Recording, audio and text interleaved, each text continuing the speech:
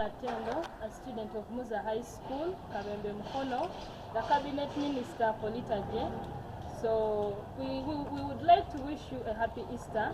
We would like to wish you a happy Easter. In other words, we would like to wish you a safe and good celebration in our today life. So as the reason why we celebrate Easter, as in the reason why we even celebrate Good Friday, that is the day our good Lord Jesus died for us. So as he died for us, let us keep in a good harmony. Let us not do acts which take him back to the cross. As in, let us take our acts. Let us be humble. Let us be in a good harmony with our people. Kyentegeeza katubere bantu balungi, tugendereze empisa zaffe, tukole ebituwasa Katonda ekitiibwa. Mukama kubanga yafa olw'ebibi byaffe n'asasula omutango ogwo. Kati n'olwekyo katukole ebintu ebimuweesa ekitiibwa ku nnaku bwe ziti eza Easter. Kati ennaku bwe ziti enkulu. Easter yaffe eno mbasaba Uganda ffenna twekuume tutambule bulungi. Abamu abantu bagenda ne bavuga bubi ku nguudo nga bavuga balina essanyu lingi, naye mbakunga mwena bagaliza Easter ennungi, mbategeeza nti leka tubeere bantu balungi, leka tuvuge bulungi. Ababooda tukimanyi nti abasaabaze bangi kati, naye mbasaba tuvuge bulungi, tuleme kufiirwa abantu bangi ku Easter eno. N'olwekyo as Muzza High School, we would like to wish you a happy Easter. We would like to wish you a safe celebration. We would like to wish you more and more blessings. May God bless you.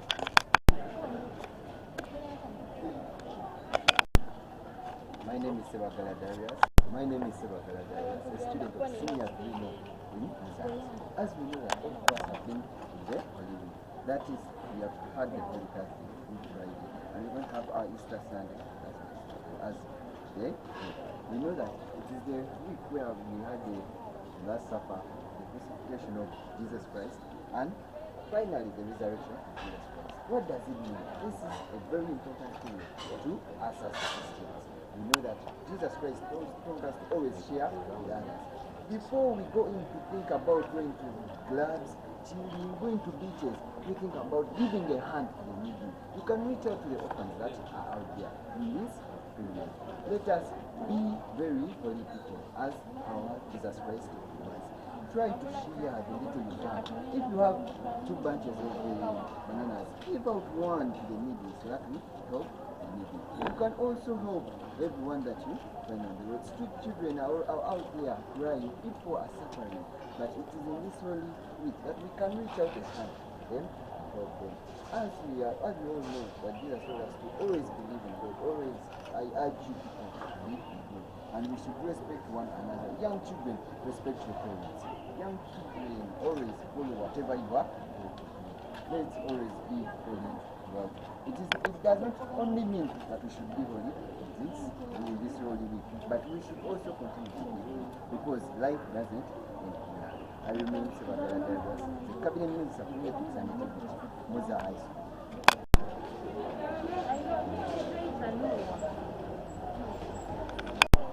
My name is Abigail from Muzza High School, mukono. Here to wish you a happy Easter holiday. So what do we know about Easter? Easter is all about celebrating the resurrection of our lovely Jesus Christ. But in this Easter holidays, we are likely to face many obstacles. Obstacles like accidents, many things due to overexcitement. We should not be so excited about the holidays, forgetting that we have to be safe, drive safely, keep ourselves home.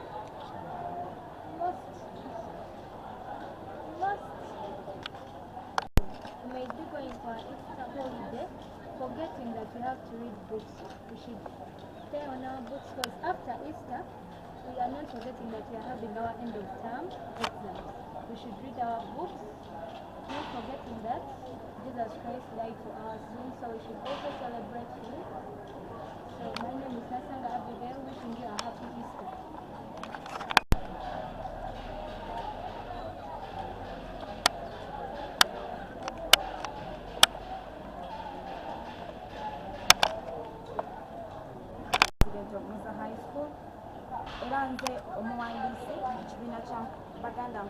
Zambogo.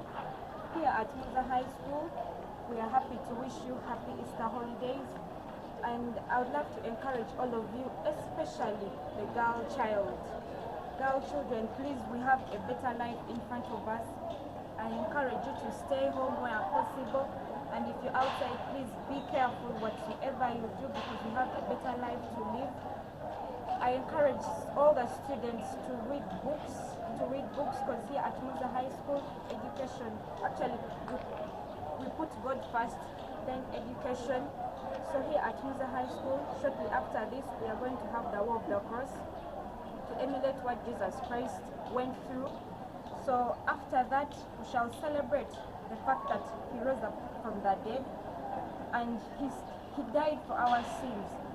So I encourage all of you, especially my fellow girls, fellow students, please stay safe, stay home where possible, and if you're outside, please be careful on whatsoever you do. Here at Muzza High School, we welcome every child, whether boy, whether girl, for every religion. I encourage parents to bring their students to Muzza High School because we have the best facilities, good feeding, we have quality education. So during this Easter season, please be careful whatsoever you do. I remain Ankunda Masi, Muzza High School president. My name is Ankunda Masi, the president of Muzza High School, and also the Muwandisi Mukibina Kyankoba Zambogo. Here at Muzza High School, we are happy to wish you Easter holidays, and I encourage all of you countrywide, please stay safe. Stay safe, not forgetting that we have to emulate what Jesus Christ went through, because he died for us during this Easter season. So as Muzza High School, we are going to have the War of the Cross shortly after this, simply just to emulate what Jesus Christ went through. And after that, we are going to celebrate the fact that he rose up from the dead and he won all the evils of the world.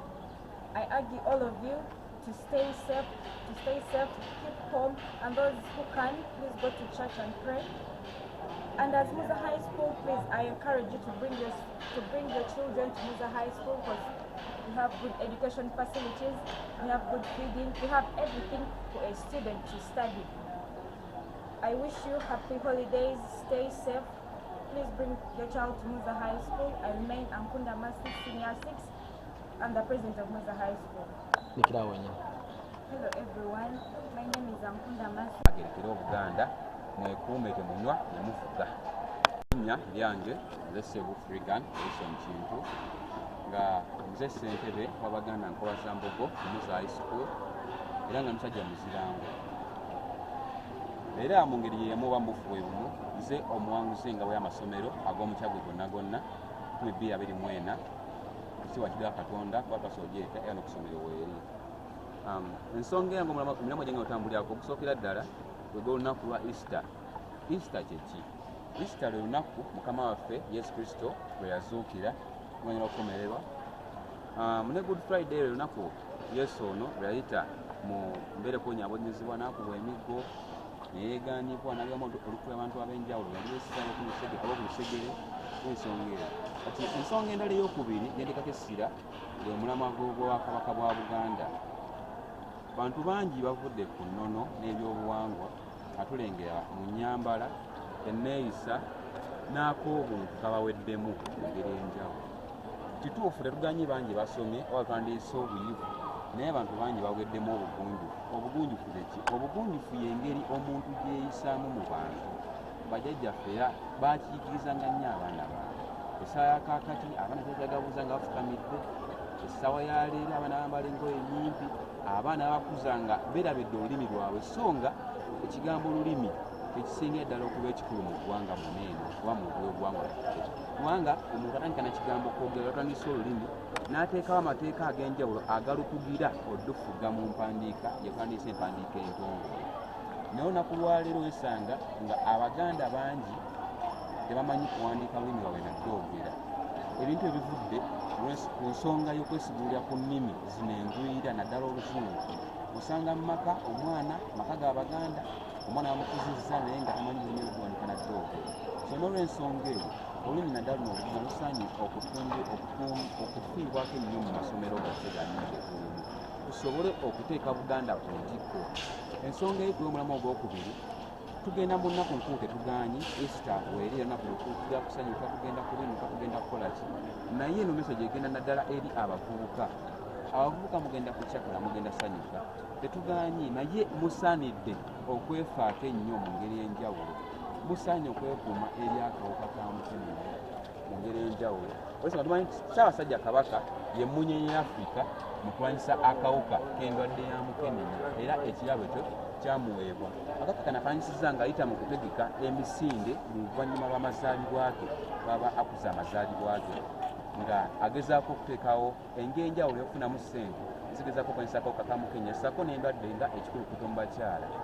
Ensonga ey'okubiri tusaanidde otaba ku mulaku by'obuwangwa na nnono nga nakyogeddeko oluvannyuma pulogulaamu eneyitiddwamu nga tulengera maama Nnaabagereka ategekawo ekisaakaate era nano nyinyi kyaliwo Gatonnya omwaka oguwedde tweyanza ekyo era bangi bayiga era bangi bafuniramu ddala. So abaana abawala n'abaana ab'obulenzi tubakubiriza okuyingira mu nteekateeka za Buganda ng'ezo tulabe nti tuzza Buganda ku ntikko.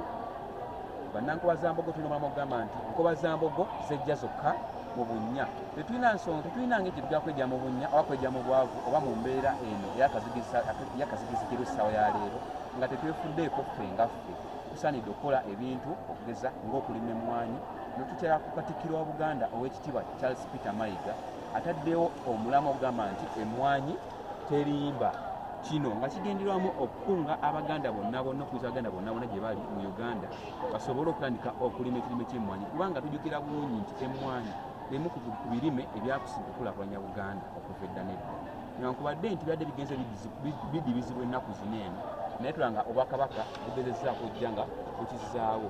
Ensonga ey'okubiri okusingira ddala okukola eby'obulinzi okulinda ente enkoko mbuzi ebintu ng'ebyo kubanga saa ya leero ogumu ku musingi Uganda oba Buganda kweyimiridde ekyasinza okuleeta ebyobugagga oba ensimbi mu bantu bwe bulimi n'obulunzi. N'olwekyo bangi bakaaba obwavu naye nga butamanyi esinga okola ki bwe bakaabya obwavu. N'olwekyo tusaanidde okugoberera enteekateeka za Buganda ez'enjawulo tulabe nti tuva mu bwavu jjukira nti nkoba za mbogo zejja zokka mu bunnya. Ffe kennyini twavunaanyizibwa okwejja mbuzi bwetuliko essaawa ya kaakati tetujja kulinda muntu mulala tetujja kulinda bazadde baffe bajja batusaasira tujje mu bunnya essaawa kakati bwe tulimu. Ffe kennyini ffe misingi egirina okwemya okujja olwagyo twemya okutya nti tujja muki mu bwavu. Ensonga endala gyengeno sembyayo mpozi ensonga ya somero yange lino Muzza High School somero ddungi nga bwe nawe muliraba era liyigiriza empisa somero eritya Katonda ogamba mu buli kimu menye kindeke kibannaye bayizi bannange era gye muli mbakoowoola mujje kubanga guno omwaka nze nvaawo era ndi mutembuddeko ya 6 naye points 2 bannange gajja naye olw'ensonga eyo onzikiriza embenenye kubanga ndaba obudde butugenzeeko. yange nze Katende John Musoke atwala ebyenjigiriza ku Muzza High School. Ntuusa omukisa guno okwebaza abakristaayo bonna n'abakristu mu ggwanga okutuuka ku lunaku luno olwaleero otujjukirira Yesu Kristo omawaffe yakomererwa ku musaalaba kaseera kakwebuulirira era nga ffe Muzza High School ekitongole ekitwala ebyenjigiriza ku ssomero lino naffe tuwegasse ku bannaffe okulaba nga tutambuza ekkubo ly'omusaalaba.